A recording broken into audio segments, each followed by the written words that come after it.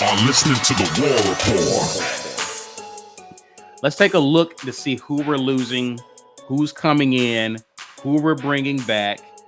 So returning is Owen Papo, Sammy Cohen, Cam Riley, Desmond Tisdall, Wesley Steiner, Joko Willis, Cameron Brown, Jake Levant, Barton Lester. And I know many people are saying I thought Joko Willis has been moved to the edge rush position, but according to the Auburn website, he's still listed as a linebacker, correct, Ike? Yeah.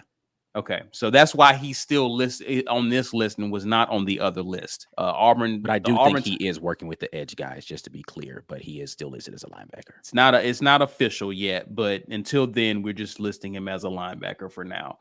Coming in, newcomers: Eugene Asante, the North Carolina transfer; Robert Woodyard, the kid who committed to Auburn, was thought to go to Bama, but Auburn was able to get him. Powell Gordon out of Auburn High School, Jonathan LeGrand are some of the new guys. Going out, of course, Jacoby Mclean, one of the highest producers at that position over the past 2 seasons. He's in the NFL now. Chandler Wooten has graduated, Russ Logan, and Brooks Walton. I mean, we're hearing good things about these guys. We're hearing, I believe it was Cam Riley that put on quite a bit of weight.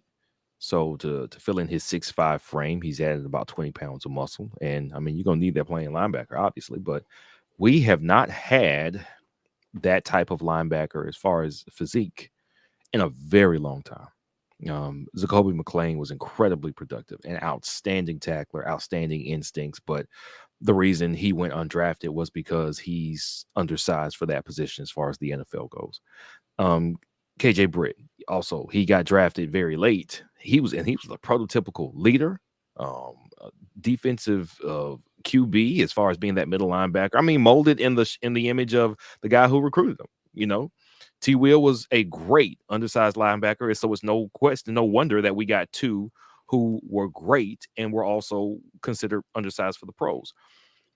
Cam Riley would be the first one in a very long time that had the size of a prototypical, not only great college, but NFL middle linebacker. So, yeah, I'm incredibly excited and intrigued to see if these guys have what both of those guys had. And, again, it's reading, diagnosis, and then attacking with ferocity. We have a good mix of all that. Like, we heard Joko Willis was not afraid to hit a guy. We saw that on special teams in the LSU game. He's not afraid to hit a guy. Can you read and diagnose? Do you have the instincts that make a great linebacker? We know that Jacoby Mclean had that. I don't think we'll know that for these guys until they get on the field. It's a developmental position the same way that offensive line and quarterback is. You have to see everything that there is to be thrown at you before you can log it. Like, okay, I'll know that when I see it again. And then you can start to be a better player mentally. I'm hoping that these guys are that. I really do. And I don't think it's as simple as, oh, look at the frame, look at the size. Yeah, but either sometimes you got it or you don't.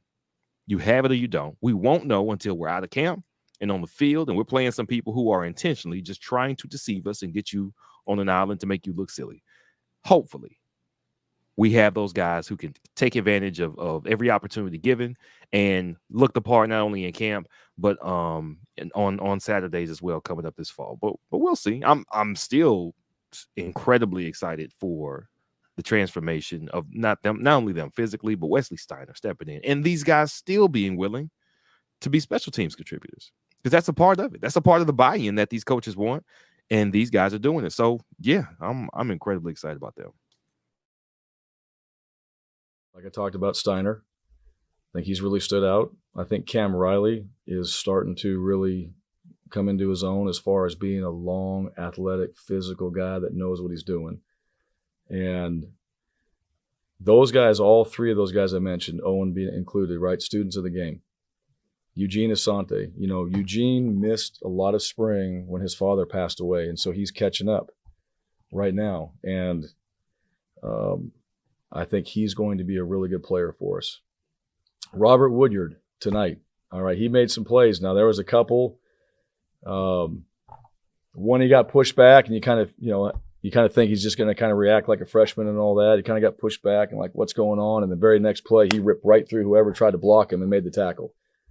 Like he got upset and it was like, it's time to play. And you could see that guy really turn it on, but I also think that's part of like Christian, Coach Robinson's mentality in that group, right? Those guys are going to know what to do. And then we want to play physical. So I think I've been really impressed with our linebackers.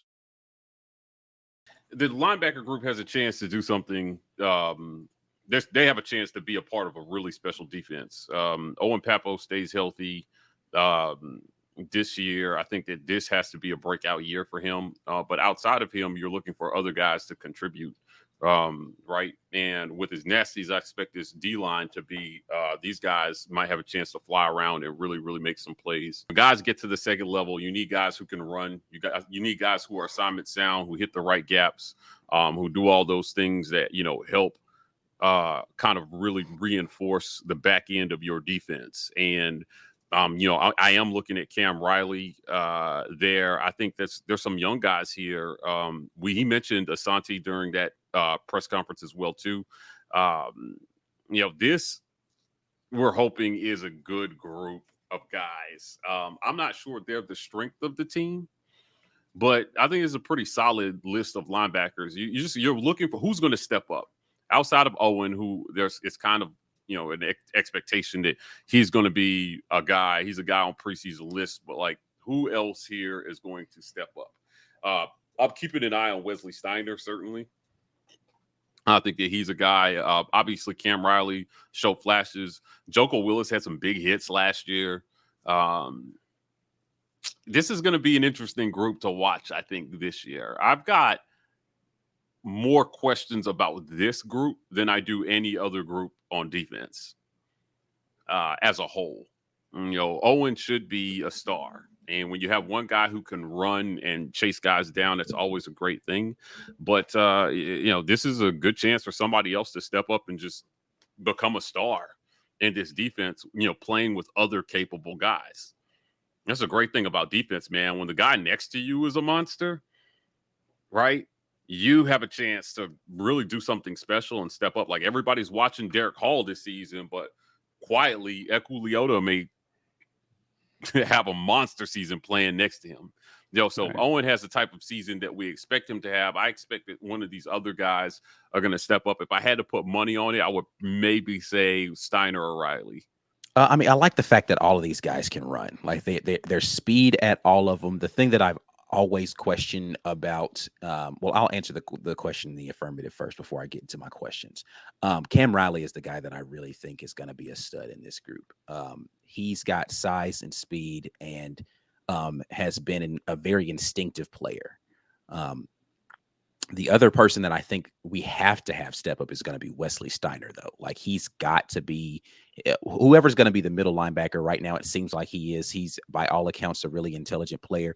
I think Mike G was talking about this last time. The issue that you're going to have with Wesley Steiner is, can he get out of his head and start just playing ball, right? Like, is he going to stop overanalyzing situations because, he sees all the scenarios out and just go make a play? Because he's got all the athleticism to be able to do that. But the guy that is on this list that everybody is super excited about, that I'm still having questions about, is Owen Papo, because he's got all the physical tools, but is his tackling skill going to be there the way that it needs to be? Because he misses quite a few tackles when it's like outside of his frame.